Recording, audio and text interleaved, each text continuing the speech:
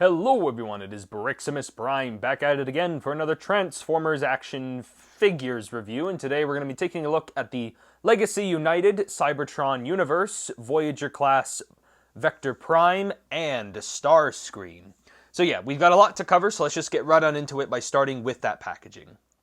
And now taking a look at the packaging, right up front here we've got images of Starscream and Vector Prime in their vehicle modes, Legacy United. We got images of them right here on the sides, which look very nice. Legacy United, and then here on the side, we got some of that artwork, and it creates the full image right there, as you can see. That looks very nice. And then here on the back, you got the product images right there. Authentic Transformers! First off, he's got a transparent purple blaster here. Looks exactly like the blaster the original toy had and the character in the cartoon had. Only I'm not a big fan of the transparent plastic on it, but overall I think it's fine. It just should have been cast in like a gray or black and then painted in silver. I don't know, but it looks all right. And then he also has these little bits which come packaged separately in the box, but they feel more like actual necessary parts of the figure. But these have his little flip out purple Energon swords in there, and as you can see, they just simply store in and then just flip out on a hinge, where the original toy, they were a spring-loaded gimmick, but again, I don't mind it without having the spring-loaded gimmicks, so there's those. And then finally, Starscream comes with a Cyber Planet key with the Decepticon logo on it, and it's in purple, much smaller than the original. And then getting into Vector Prime, he too also has one of those smaller Cyber Planet keys, has a little bit of some sparkle there inside of the plastic. And then he also comes with this transparent sword with the red handle, but I don't mind it for this accessory. Like I mentioned, Starscream's null ray bits are like packaged separately out of the box, so those just simply plug in using the 5mm pegs and ports right there. And then the gun, you can either have him hold it in his hand, or you can have him store it on his back just by simply plugging it in right there. And then the Cyber Planet key can go right on in the traditional space right back there. Normally on the original toy, you would have plugged this in right there, and those swords would have flipped right on out. But again, it's a lost art. And as for Vector Prime, similar to the gun on Starscream, you can simply just plug his sword in on his back right there in a very traditional, way of storage. And then his Cyber Planet key normally would have plugged into a little spot right here, but because it is not there, instead they have these little notches that go into these holes right there on his chest. And so you can put the key in right there. And now starting off with Starscream, he has a very nice looking Generation 1 style head sculpt. He's also got some 1 minute, 37 seconds later. I also love these yellow rocket pods there on his shoulders. Those look very nice as well. I do also love the red and gunmetal gray. There's also a lot of mechanical detail throughout these figures. The older ones all had these details, and it really reflects into these ones as well. Especially since 2019 with all the Siege toy line, they had tons of mechanical detail added onto them. And again, very nice highlights of paint to really break up some of the plain plastic. And again, very minimal kibble on this guy. He does have the traditional wings that jet out back here. Get it? See what I did there? Jet out, whatever.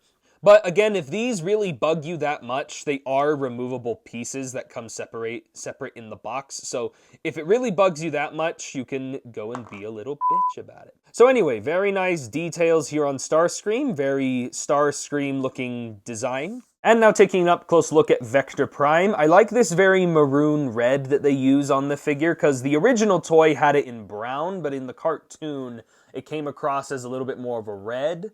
And I also like that metallic blue they use in his face as well. That looks very nice. And again, those highlights of gold throughout the shoulder pads with the metallic blue all looks really good as well. It makes this figure look very pretty with a lot of dynamic detail, especially here in the chest when you don't have the Cyber Planet key right there. Again, very nice details just all throughout with the mechanical panel lines and all the little bits of mechanical detail. And there's some gold right there. This character has more of a aesthetic where he's supposed to look like he's all clockwork. You can see some wiring and such right in there. He's got maroon on the feet. This kind of annoys me a little bit, but because this guy's retooled from G-Axis, he still has these little unused hinges right here, and I really wish they would have remolded these legs. They could have added in gear detail in here instead of it being wires, and they could have molded it to where these weren't here anymore.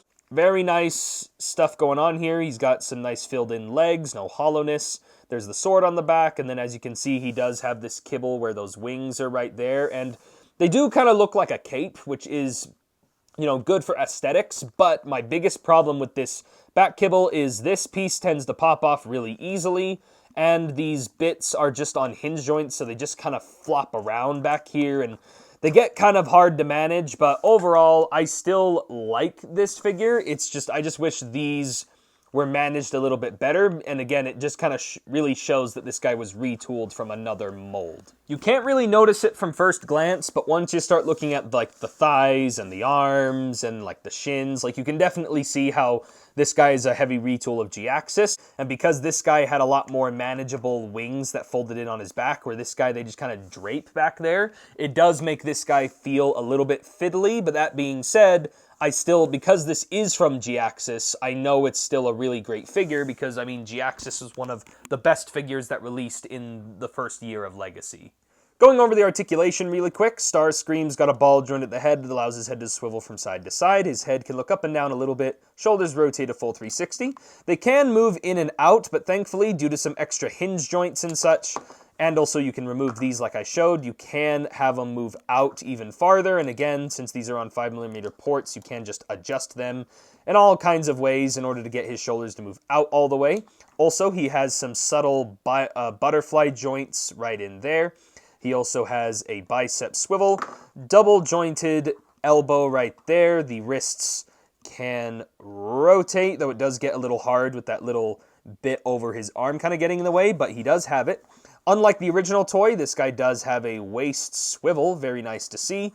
Hips can kick really far, they can kick really far back, they can move outward really far. He does get a thigh swivel. Over 90 degrees of bend at the knee, and then his ankles can hinge up, they can hinge down, and he does get a nice ankle pivot.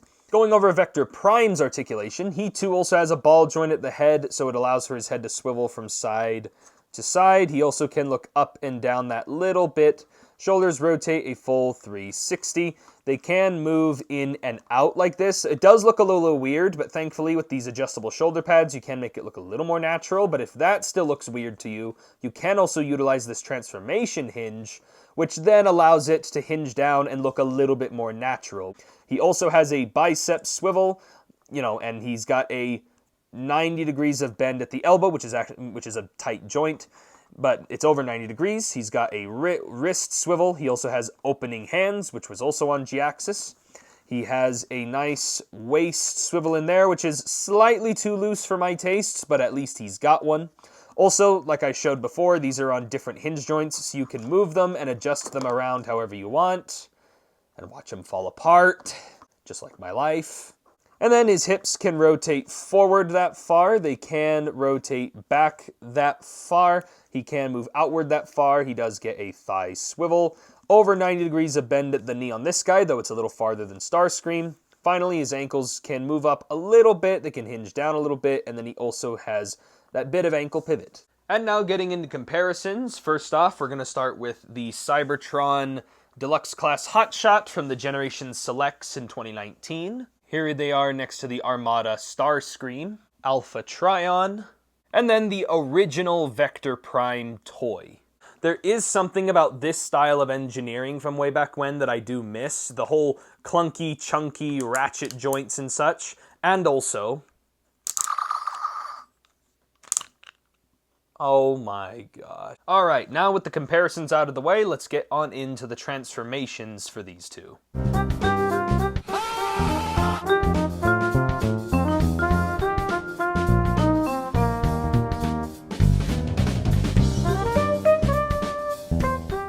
And starting with Starscream, obviously this is a very accurate looking, jet mode to his original, jet that he had inside of the show. But that being said, it also doesn't really make that much sense in terms of aerodynamics or whatever. But I mean, it looks really cool. I mean, that is the main point here, is it's not really made to look like it works, it just looks cool. That was the whole aesthetic of Cybertron, was just to have cool looking toys, and this definitely is a cool looking toy. Also, cool feature down here, you can open up this little section, and if you bring in Starscream's rifle here, there are 2 notches right there that the gun plugs in onto, and then you can close that up with the gun. And now you've got some nice weapon storage, and also he's got a gun that's now available at his disposal right down there. So, very nice weapon storage on this, and again, very nice looking vehicle. Plus, it looks even better once you introduce some blast effects and a flight stand. As you can see, Vector Prime here just turns into some fancy-looking royalty steampunk space boat thing. Just like Starscream, it doesn't really look like anything, it's just meant to be a cool-looking toy. And overall, the paintwork on it definitely helps out with that. There's a little cockpit right there. And overall, I think everything carries over pretty well. It's just, again, I would have liked maybe this has been retooled with some more gear detail, because then it would have been nice and on front and display right here. I also like these blue wings right here on the sides. Very nice. Just wish they would stop popping off! Sorry, it's been a rough day today. His arms are just nice and tucked under there. He's got some nice thrusters there on the back. Like, again, all the things that made G-Axis great definitely carry over into this figure, while also putting its own spin on it. Overall, I like this vehicle. It's got little hinge joints right here. This rotates, and of course... bruh. Anyway, let's now get right on into the size comparisons with these two. Now getting into the proper size comparisons, just real quick, here is the Vector Prime vehicle mode again, just so you can get a better idea of the scale here between these. Here they are with the Cybertron Deluxe Hotshot. Here they are with the Voyager Starscream jet mode, so you can get a better idea. Here they are with Legacy G-Axis. And then here they are with Alpha Trion's, old man space boat mode. Back in my day, when we only had space boats to fly around, not them fancy, what do you call those? Wheels? Yeah, that's it. And yeah, that is pretty much it for my review on the Cybertron universe, Legacy United, Starscream, and Vector Prime. I like both of these figures very much. I always love the Voyager class size. It's my favorite preferred size for Transformers in general. And these two are presented very well. Again, G-Axis was already a really fun figure that I love a lot, and so retooling it into Vector Prime seemed like a smart move. It's just a shame that because of the retooling, it ends up being a little finicky in some places and a little fiddly in others. But the Starscream, with it being a brand new mold, feels just as nostalgic as the original toy, just, minus all the spring-loaded gimmicks, which would have been nice, but of course, he doesn't have them. So yeah, if I had to give these figures ratings, honestly, for Vector Prime, I give him a very solid 7 out of 10. I still love the figure, it's just because of the retooling, I feel like he kind of suffers a little bit, but again, I'm still really happy they were able to pull this off, like getting this figure out of G-Axis. And the Starscream being a brand new mold is really fun. He's not my favorite design for Starscream, but that being said, he is very, very posable, and I really love how, I can't just get my hands off of him. He's just really fun to pose around. So if I had to give him a rating, I give him a solid 8 out of 10. Just that little bit over Vector Prime. But me personally, in terms of character, I do love Vector Prime's character from Cybertron that little bit more. But anyway, that's basically it for this review. If you guys liked it, give me a like on the video. Comment below what you guys think. Subscribe to the channel for more Transformers and action figure videos. And I'll catch you guys next time. Get it? Time?